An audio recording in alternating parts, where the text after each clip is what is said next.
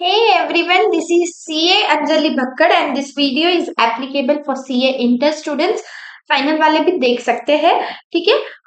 हम लोग जो आपके छोटे एंड इम्पोर्टेंट कॉन्सेप्ट्स है वो देख रहे हैं। अगर आपको जो मैं बना रही हूँ उनके अलावा भी कोई कॉन्सेप्ट्स चाहिए प्लीज मुझे बताइए। I will be available for you. ठीक है। वीडियो स्टार्ट करने से पहले प्लीज वीडियो को लाइक कर दीजिए, चैनल को सब्सक्राइब कर दीजिए ताकि सब तक वीडियो पहुंचे एंड आप तक इंपॉर्टेंट अपडेट्स पहुंचे। ठीक है। Today we will see e commerce operator under GST. देखो इसमें ना ई कॉमर्स ऑपरेटर और जो आपका टीडीएस टीसीएस वाले चैप्टर है, ई कॉमर्स ऑपरेटर वाले चैप्टर है, ये चैप्टर है छोटे लेकिन इसमें से 4 मार्क 5 मार्क वाले क्वेश्चन एमसीक्यूज में ये पूछे जाते हैं, तो ये कहीं ना कहीं इंपॉर्टेंट हो जाते हैं। ठीक है। तो लेट्स अंडरस्टैंड फटाफट करेंगे। E commerce operator is liable to pay tax under reverse charge mechanism on specified supplies made through it by unregistered suppliers except specific categories of goods or services section 9 subsection 5 section 95A and notification number this। ठीक है। ई commerce operator कौन है और क्या liability है उसकी? ई commerce operator की liability है कि उसको टैक्स पे करना पड़ता है through RCM reverse charge mechanism पे। कब? जब जो सप्लायर है जिसके थ्रू वो जिस ई कॉमर्स के थ्रू सप्लायर सप्लाई कर रहा है, वो सप्लायर अगर अनरजिस्टर्ड है तो e commerce operator is liable to pay tax under RCM. कुछ स्पेसिफिक कैटेगरी ऑफ गुड्स और सर्विसेज को हटाया गया है, देखते हैं। ठीक है। सबसे पहले तो who is ECO? ECO means any person who owns operates or manages digital or electronic facility or platform for electronic commerce. E commerce जो हम सब जानते हैं, आपका अमेजोन है, फ्लिपकार्ट है, मिंत्रा है, ओला उबर है। ठीक है। ये सारे जो है ये सारे आपके ई कॉमर्स ऑपरेटर्स है। ये सारे क्या करते हैं? ये सारे इलेक्ट्रॉनिक कॉमर्स जो है ये चलाते हैं, ओन करते हैं या ऑपरेट करते हैं या कुछ मैनेज कर रहे हैं डिजिटल फैसिलिटी। वो हो गया आपका ई कॉमर्स ऑपरेटर ई। ठीक है। उसको आरसीएम में कब लाइबल है ई कॉमर्स ऑपरेटर? जब उसको टैक्स पे करने पड़ेगा। E commerce operator is liable to pay tax under RCM when all the following conditions are satisfied. एक भी नहीं हुई तो नहीं एप्लीकेबल है। ठीक है। जो सप्लायर है वो अनरजिस्टर्ड है। ठीक है। supply is made through e-commerce operator and supply is of specified goods or services and supply is made to any person in India।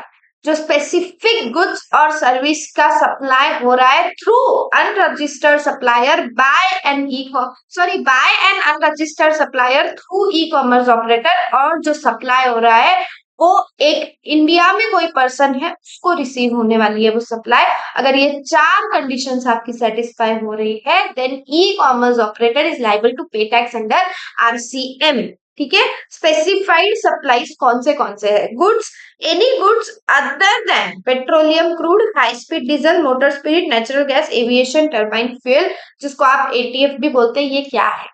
ये 5 पेट्रोलियम प्रोडक्ट्स जो कि नॉन जीएसटी है, जीएसटी लॉ के ही बाहर है, ये वो है। इफ यू रिमेम्बर, अगर आप कोई भी गुड्स सप्लाई कर रहे हो through e commerce operator other than 5 petroleum products then RCM is applicable. और सर्विसेज में क्या क्या इंक्लूड किया गया है? आपकी passenger transport service, restaurant service, accommodation service other than residential dwelling. ठीक है। मतलब रेसिडेंशियल वेलिंग के अलावा क्या होता है? जो अपार्टमेंटल कॉम्प्लेक्सेस होते हैं बिजनेस के लिए वगैरह दिए रहते हैं, शॉप्स दिए रहते हैं, वो सारे रेसिडेंशियल वेलिंग के अलावा। ठीक है। Services provided by way of housekeeping, security, catering, housekeeping and all other light services. ठीक है। ये स्पेसिफिक सर्विसेज है जो इंक्लूड की गई है। Passenger transport, restaurant, accommodation other than residential dwelling, और कोई हाउसकीपिंग सर्विसेज है या सिक्योरिटी कैटरिंग सर्विसेज है, सारी। ठीक है। इफ सप्लाईज ऑफ गुड्स और service other than above, e commerce operator is not liable to pay tax under reverse charge mechanism. ठीक है। उस केस में जो सप्लायर है वो टैक्स पे करेगा, रिसिपिएंट को, ई कॉमर्स ऑपरेटर को टैक्स पे करने की जरूरत उस केस में उस टाइम पे नहीं है। ठीक है। रिस्पॉन्सिबिलिटीज और ऑब्लिगेशंस क्या है ई कॉमर्स ऑपरेटर के? सबसे पहला तो हम लोग देख रहे हैं कि उसको जो है टैक्स पे करना है अंडर आरसीएम इको शैल पे GST under RCM on such specified supplies, जो हमने ऊपर देखा, ठीक है। उसको टैक्स जो है, अब वो आरसीएम की टैक्स जो कलेक्ट कर रहा है उसको डिपॉजिट भी तो करना पड़ेगा in cash ledger by 10th of next month. क्या ड्यू डेट है, क्या ड्यू डेट है, 10th ऑफ नेक्स्ट मंथ उसको टैक्स जो है डिपॉजिट करना पड़ेगा। मतलब अभी सपोज जून चल रहा है तो जून का जो भी आरसीएम उसने कलेक्ट किया रहेगा, टैक्स कलेक्ट किया रहेगा, उसको डिपॉजिट करना रहेगा 10th ऑफ जुलाई तक, ठीक है। उसके बाद में statement in GSTR 8 report the details of such supplies and tax paid in GSTR 8 by 10th of next month. ये जो डिटेल्स सारी देनी है, ये कहाँ देगा वो, जीएसटीआर 8, जीएसटी रिटर्न 8 एक जो एप्लीकेशन है, स्टेटमेंट है उसमें, ठीक है।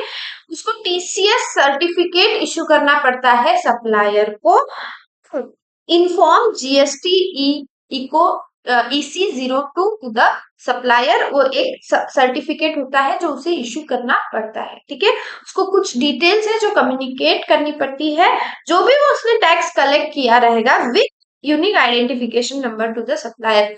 यूआईएन नंबर जो उसका है उसके साथ, नंबर के साथ जो भी उसने डिटेल की सॉरी टैक्स कलेक्ट किया है उसकी सारी डिटेल्स उसको देनी पड़ेगी, ठीक है। उसके अलावा उसको सारे के सारे जो रिकॉर्ड्स है वो भी मेंटेन करने पड़ेंगे। कितना टाइम तक, 72 मंथ्स तक, ठीक है। उसके बाद में नहीं किया तो चलेगा। And ITC is not available, e-commerce operator is not eligible to take ITC of such tax paid under RCM. ITC is restricted as per GST law. Important point keep in mind. ये हो गई आपकी कुछ responsibilities और obligations जो कि ई commerce operator की है, ठीक है। पेमेंट का फ्लो क्या है, अनरजिस्टर्ड सप्लायर है जो सप्लाई कर रहा है गुड्स का हो या सर्विसेज का हो थ्रू ई कॉमर्स ऑपरेटर, ठीक है। जो ई कॉमर्स ऑपरेटर है उस सप्लाई से रिलेटेड जो टैक्स है वो आरसीएम पे करेगा और गवर्नमेंट को देगा tax collected deposited with government. जिसका भी उसने आरसीएम टैक्स कलेक्ट किया है वो सारा वो गवर्नमेंट को डिपॉजिट करेगा। रिटर्न्स की और आईटीसी की पोजीशन क्या है, जीएसटीआर 8 फाइल करना होता है और ड्यू डेट क्या है उसकी, जीएसटीआर 8 की 10th of next month. ITC उसको अवेलेबल है क्या, नहीं है। रिसिपिएंट जो है वो आईटीसी ले सकता है, ई कॉमर्स ऑपरेटर को आईटीसी अलाउड नहीं। इसका क्या मतलब है, इसका मतलब है एक है आपका सप्लायर, ठीक है। सप्लायर कोई भी ई कॉमर्स ऑपरेटर के थ्रू गुड्स या सर्विस जो है सप्लाई कर रहा है, और एक हो गया आपका रिसिपिएंट, ठीक है। सपोज फॉर एग्जांपल मैंने मिंत्रा से कुछ शॉपिंग की, कुछ मंगवाया, तो मैं हो गई रिसिपिएंट। मिंत्रा कौन हो गया, ई कॉमर्स ऑपरेटर, और जिसने वो बेचा है थ्रू मिंत्रा वो हो गया आपका सप्लायर, ठीक है। तो इधर इको को जो है आईटीसी अलाउड नहीं है, रिसिपिएंट को आईटीसी क्लेम करना अलाउड है, ठीक है। This finishes your E commerce operator वाला पार्ट, ठीक है। उसको कब आरसीएम एप्लीकेबल है कब नहीं है हमने समझ लिया। विद इन 10 मिनट्स आपका ई कॉमर्स ऑपरेटर भी तब हो गया है, ठीक है। वीडियो अच्छा लगा है तो प्लीज लाइक कीजिए, चैनल को सब्सक्राइब कीजिए, कमेंट सेक्शन में फीडबैक दीजिए। आपका फीडबैक मेरे लिए बहुत ज्यादा इंपॉर्टेंट है। कुछ और हेल्प चाहिए वो भी बोलिए, आई एम अवेलेबल। अगर आप मेरे चैनल के कमेंट सेक्शन में स्टूडेंट्स के कमेंट्स देखोगे ना, यू विल फाइंड कि students are asking for help and I am replying them, ठीक है। विद इन 24 आवर्स सब कुछ सॉल्व करके दे रही हूँ। तो अगर आपको कुछ प्रॉब्लम है, इश्यू है, डाउट्स है, कोई और वीडियोस चाहिए, कुछ और चाहिए, you can ask me, I am here, ठीक है। All the best for your exams, thank you so much, bye bye.